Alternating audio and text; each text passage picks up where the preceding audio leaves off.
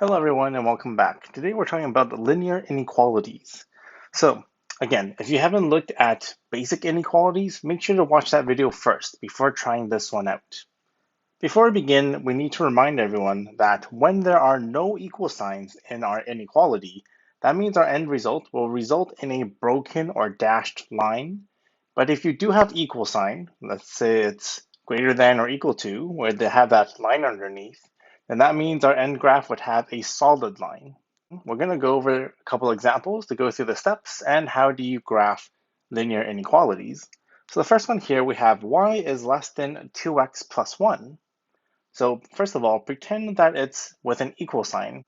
If you have forgotten how to draw linear graphs, do make sure to check out that video before continuing watching this one here to go through the basic steps. Begin with this one here. We know that the 1 here represents the y-intercept. So we'll put a point here at 1.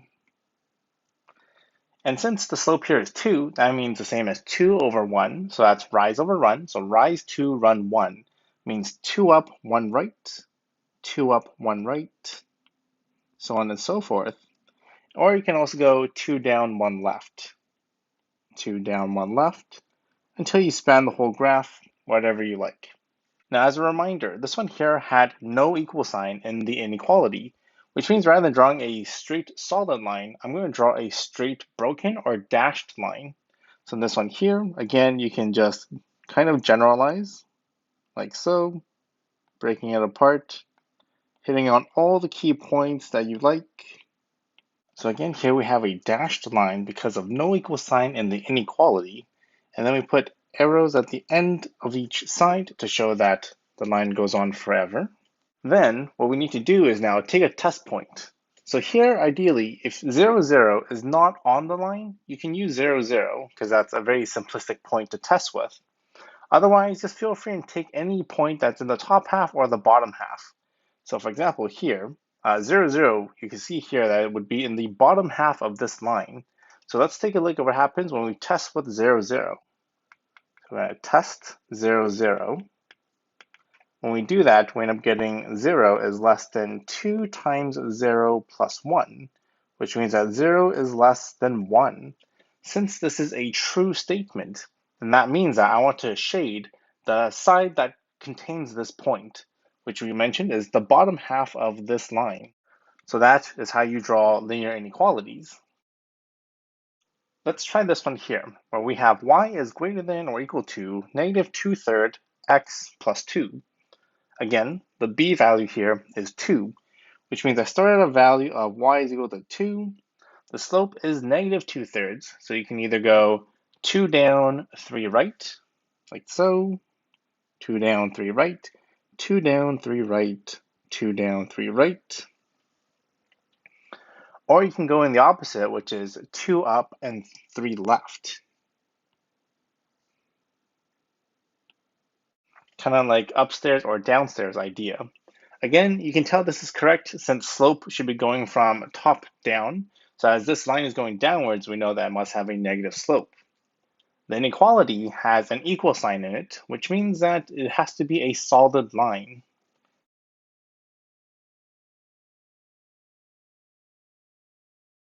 So here we have our solid line with arrows at the end to show that the graph goes on forever. Okay, so now that we have drawn our line here, we then need to take a test point. Again, if 0, 0 is free, use that because it's a nice point to use and it's easier for calculation. So again, here we do see that 0, 0 would be in the bottom half of this graph. So we're going to use that to test it to see what happens. So use 0, 0, and let's see what happens here. We'll get 0 is greater than negative 2/3 times 0 plus 2, which means that 0 is greater than or equal to 2. This we know is a false statement, which means that if we use 0, 0, it comes out false, which means we don't want that answer. Instead, we want the other half instead. So in this case, we want to shade the upper half where it would be true.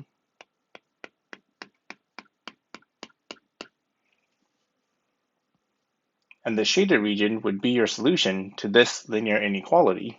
When it comes to a system of linear inequalities, what we do is we do the same process for each independent equation, and then basically where they all overlap, that section would then be where all your answers would lie. So again, let's take a look at this example here. We have y is less than 3x plus 1. Again, no equal sign on this one. So let's start with that one first. Start at 1, use a slope of 3. So 3 up, 1 right, 3 up, 1 right, so on and so forth. Or 3 down, 1 left, 3 down, 1 left. We can use the broken line here and then draw arrows at the end.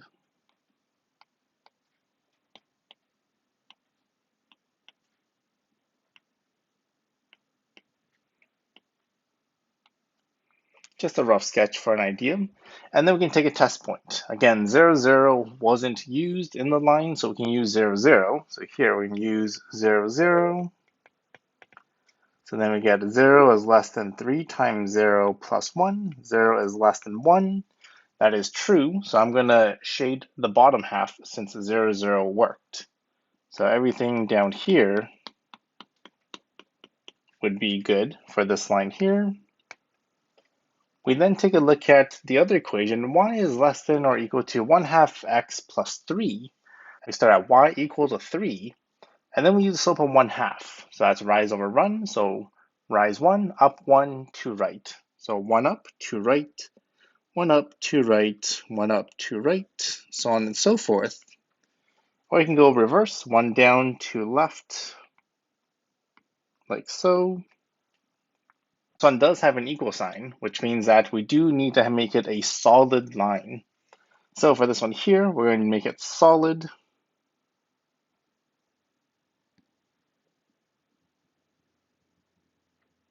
And we draw arrow keys at the end to show that the line goes on forever. Again, 0, 0 isn't on this line, so we can use it. So we're going to use 0, 0. So we get 0 less than equal to 1/2 times 0 plus 3. 0 is less than equal to 3. That is true. So we're going to shade the bottom half. That includes the 0, 0. So now the question is, where is the overlap between the red and blue parts? So we can use a different color. So let's say we use a highlighter in this case, and we'll highlight it orange. So we can see here that the shaded part would be the boundaries where they both cross. So in this case, it would probably be everything from here to there. And then it would just be everything underneath, like so. So that orange highlighted part, again, normally you would shade it in fully, but it depends on your teacher or how much shading is required. So ideally what we do first is we draw one line and then we do a test point, shade that part that works. Same with the second equation, and then we see where they overlap. Now when you first draw the shading parts for the first two lines separately, you would draw that lighter or maybe just as these separated lines to show you roughly where the answers would be. The overlap then, you would then shade in completely in a darker color or some other format. So I hope you found this video useful. If you did, make sure to smash that like button and subscribe to the channel to keep increasing your math knowledge. I'll see you guys in the next video. Bye.